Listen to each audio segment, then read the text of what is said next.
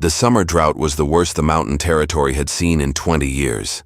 When the fire started that August morning, it consumed everything in its path. Ranches, homesteads, entire settlements reduced to ash and bone. But there was one place the flames couldn't touch, one property that stood untouched while 10,000 acres burned around it like the mouth of hell itself. The townspeople called it impossible. The fire marshals called it a miracle. But Silas Moorfield knew better. He knew that some victories against nature aren't won by luck or prayer. They're won by preparation, sacrifice, and secrets passed down through blood. And when the smoke cleared, and the investigators came asking questions, they would discover that the man who saved his ranch had been preparing for this day since he was 12 years old. 3 days before the fire reached his valley, Silas Moorfield stood on his porch, watching smoke columns rise from the distant ridges. His weathered hands gripped the wooden railing as he calculated wind patterns and fire behavior, the way other men calculated cattle prices. At 58, he had spent more years studying fire than most men spend learning their trade. Every scar on his property told a story of controlled burns, fire breaks, and defensive preparations that his neighbors dismissed as the obsessions of a man haunted by his past. Elena Voss rode up the dusty trail that afternoon, her horse lathered with sweat and her face tight with worry. Her ranch bordered his to the east, and they had shared more than property lines over the years. She dismounted quickly, her boots hitting the hard-packed earth with urgency. Silas, the fire jumped the river at Devil's Canyon. Marshals ordering evacuations from here to Pine Ridge. You need to pack what you can and get out. He didn't move from the porch. His gray eyes remained fixed on the horizon, where orange light pulsed against the afternoon sky like a beating heart. My father died in a fire when I was a boy, he said quietly. Burned to death trying to save cattle that weren't worth a tenth of what this land means to me. I swore that day I'd never run from fire again. Elena stepped closer, her voice rising with frustration. This isn't about pride, Silas. This is bigger than anything we've seen. It's already taken the Morrison place and the old Mackenzie homestead. There's nothing left but charred ground and bones. Silas finally turned to look at her, and she saw something in his expression that made her step back. It wasn't fear or resignation. It was the cold calculation of a man who had been waiting for this moment his entire adult life. I'm not running, Elena, and by tomorrow night you'll understand why. Elena stared at him for a long moment, searching his face for any sign that he was bluffing. She had known Silas Moorfield for 15 years, had watched him work his land with the dedication of a man pursuing something beyond profit or survival. But this was different. This was madness. What aren't you telling me? She asked. Instead of answering, he walked to the edge of his porch and pointed toward a series of parallel lines carved into the earth that extended in perfect circles around his buildings. She had always assumed they were old irrigation channels, remnants from some abandoned farming experiment. Those aren't for water, he said. My father taught me that fire moves like water, following the path of least resistance. But unlike water, fire needs fuel to survive. Take away the fuel, control the path, and you control the fire. He led her across the yard, past the main house and the horse corral toward the large barn that dominated the center of his property. As they walked, Elena began to notice details she had overlooked for years. The spacing between buildings was precise, mathematical. There were no wood piles, no dry brush, no accumulation of debris anywhere near the structures. Even the grass was cut shorter than on any ranch she knew. Silas, those channels are 30 feet wide and cut down to bare rock. How long did it take you to— 26 years, he interrupted. Started the year after my father died. Been working on it every winter when the ground wasn't frozen, every spare hour when the cattle didn't need tending. People thought I was building some kind of crop irrigation system. They reached the barn, and Silas pulled open the heavy wooden doors. Elena gasped. Instead of hay bales and equipment, the interior was lined with metal tanks connected by a network of pipes and valves. The entire structure had been converted into some kind of mechanical system she couldn't begin to understand. Water storage? She asked. Part of it. The rest you'll see tonight when the fire gets here. Elena grabbed his arm, her patience finally breaking. Listen to me. I've seen what this fire can do. It jumped a 100-foot river like it was nothing. It burned through solid rock faces. Whatever you think you've built here, it won't be enough. Silas pulled his arm free gently but firmly. His voice remained calm, but there was steel underneath it. My father died because he tried to fight fire with desperation. I've spent 3 decades learning to fight it with engineering and patience. The fire will come, Elena, but it won't take this ranch. As if summoned by his words, the wind shifted, carrying the smell of smoke and the distant sound of falling trees. On the horizon, the orange glow had grown noticeably brighter. Elena mounted her horse with shaking hands, torn between her instinct to flee and her refusal to abandon a man she had come to care about more than she admitted. As she rode toward the main trail, she turned back once to see Silas walking methodically around his property, checking something at each of the stone markers he had placed at precise intervals around the perimeter. By nightfall, the evacuation was complete. Every ranch, homestead, and settlement for 30 miles had been abandoned. The regional marshal had established a command post at Copper Ridge, safely beyond the fire's predicted path, where displaced families huddled around wagons loaded with whatever possessions they could carry. Elena stood at the edge of the camp, a pair of field glasses pressed to her eyes, watching the distant glow that marked Silas's valley. "That fool's going to get himself killed," muttered Jake Morrison, whose ranch had been consumed that morning. "Fire like this doesn't negotiate. It takes what it wants." Elena lowered the glasses, her jaw tight with frustration. She had tried 3 times to ride back and convince Silas to leave, but each time the heat and smoke forced her to turn around. The fire was moving faster than anyone had predicted, driven by winds that seemed to change direction every few hours.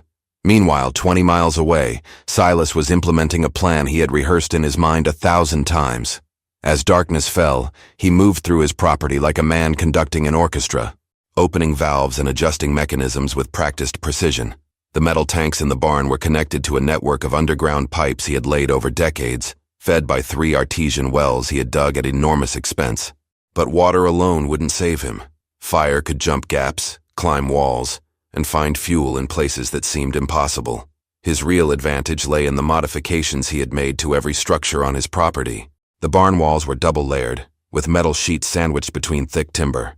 The house foundations were built on raised stone platforms, creating a gap between the building and the ground that could be flooded instantly. Most crucially, every building had been designed with removable sections that could be quickly dismantled, eliminating the vertical fuel sources that allowed fires to spread upward. It was a technique he had learned from studying how native tribes had survived prairie fires for centuries before white settlers arrived with their combustible towns and wooden structures. As the first orange glow appeared over the southern ridge, Silas climbed onto his roof and opened the valve that would flood the channels around his property. The sound of rushing water filled the night air, creating the first barrier between his ranch and the approaching inferno. But he knew this was only the beginning. The real test would come when the fire reached his valley and discovered that this ranch had been designed not just to survive, but to actively fight back. The fire reached the outer edge of Silas's valley just after midnight, moving like a living thing that consumed everything in its path. Trees that had stood for decades cracked and fell with sounds like cannon fire. The air itself seemed to burn, filled with superheated gases and flying embers that could ignite new blazes miles ahead of the main front. From his position on the roof, Silas watched the approaching wall of flame, with the detached focus of a military engineer studying enemy movements. The fire was behaving exactly as he had predicted, following the natural contours of the land and seeking the densest concentrations of fuel. His decades of controlled burns had eliminated most of the underbrush in his valley, forcing the fire to move through sparse grass and isolated trees, rather than the dense forest that surrounded his property. The first test came when the fire reached his outer perimeter. The flooded channels created a barrier of steam and wet earth that slowed the advance, but flying embers began landing on his buildings like glowing rain. This was where his most crucial preparation revealed itself. Every roof had been covered with metal sheeting painted with a special mixture of clay and mineral salts that his father had learned from an old Mexican rancher. The coating didn't just resist ignition, it actively absorbed heat and dispersed it harmlessly. But the fire's intensity exceeded even his worst-case calculations. A massive pine tree, fully engulfed in flames, crashed down just yards from his main corral, sending a shower of sparks across the yard. Several landed on the wooden fence rails, and within seconds, small fires began to spread along the dry timber. Without hesitation, Silas activated the second phase of his defense system. Hidden sprinkler mechanisms throughout the property began spraying fine mists of water mixed with sand, creating localized humidity that made ignition nearly impossible. The fence fires sputtered and died, choked by the sudden change in atmospheric conditions. The sound was deafening now, a constant roar of burning wood and rushing air punctuated by the crack of exploding tree trunks. The temperature in the valley rose so quickly that Silas could feel his skin tightening, and he knew he had perhaps an hour before the heat became lethal, even with all his preparations. At the evacuation camp, Elena stood rigid with fear as reports came in from the few observers brave enough to remain near the fire's path. Entire sections of forest were disappearing in minutes. The Morrison Ranch, which had seemed substantial and well-built, had been reduced to a foundation of blackened stone in less than 20 minutes. "There's no way anyone could survive in that valley," said the territorial marshal, his voice grim with certainty. The heat alone would kill a man before the flames ever reached him. But Elena kept her field glasses trained on the distant glow, watching for any sign that might indicate whether Silas Moorfield was still alive. She had seen his preparations, witnessed his calm confidence, but now facing the reality of the inferno consuming everything she had ever known, she began to understand the true scope of what he was attempting. No man had ever survived a fire this size by standing his ground.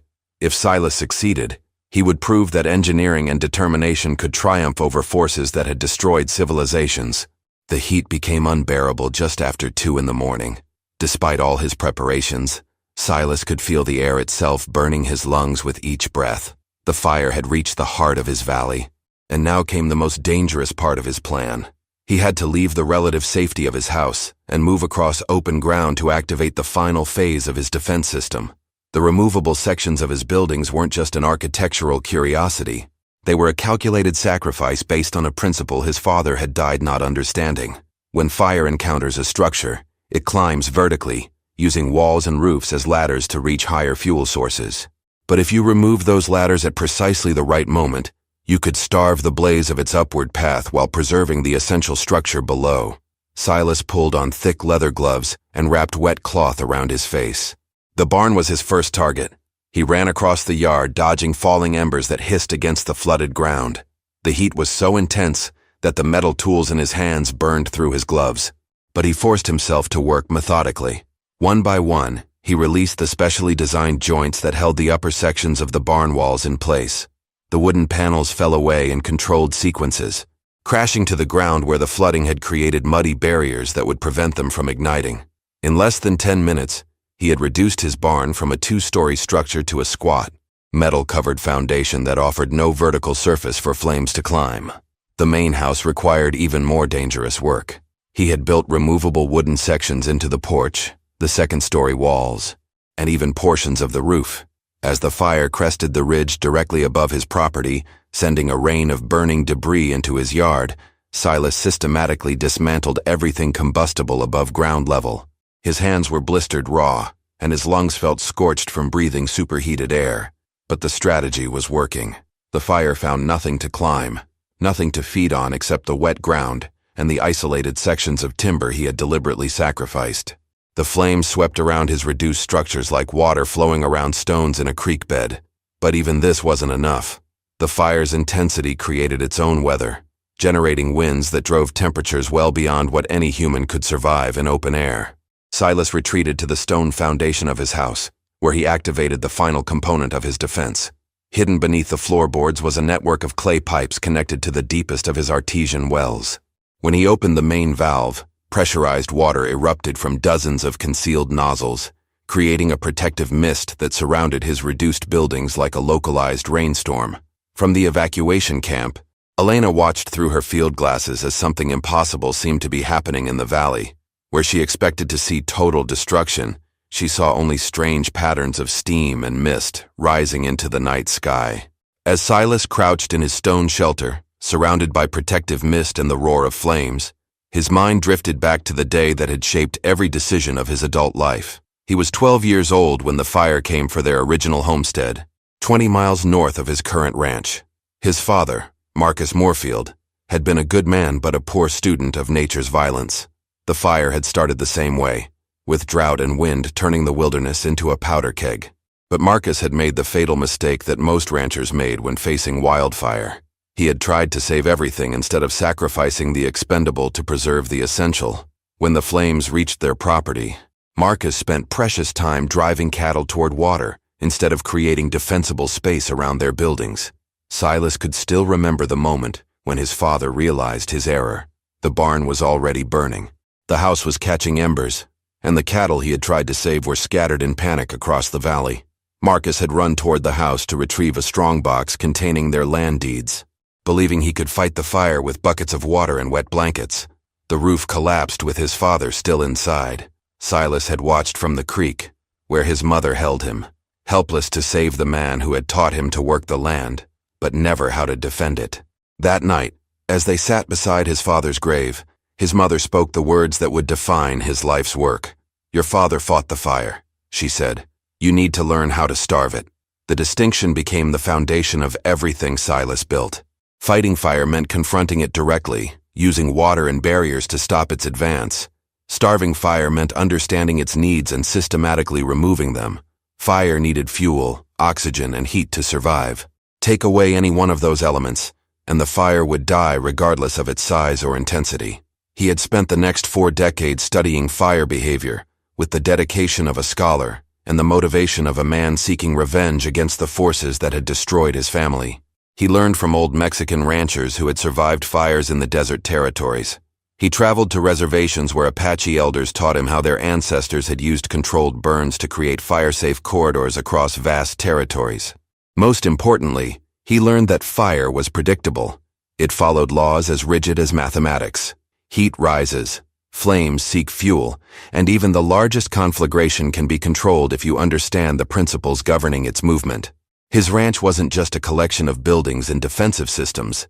It was a giant machine designed to manipulate fire's behavior, forcing it to move around his property instead of through it. As the inferno raged outside his shelter, Silas felt a grim satisfaction. His father had died fighting the fire. But tonight, Silas Moorfield was proving that human engineering could starve even the hungriest flames. By 4 in the morning, even Silas began to wonder if he had miscalculated. The fire's intensity exceeded every model he had developed over the decades.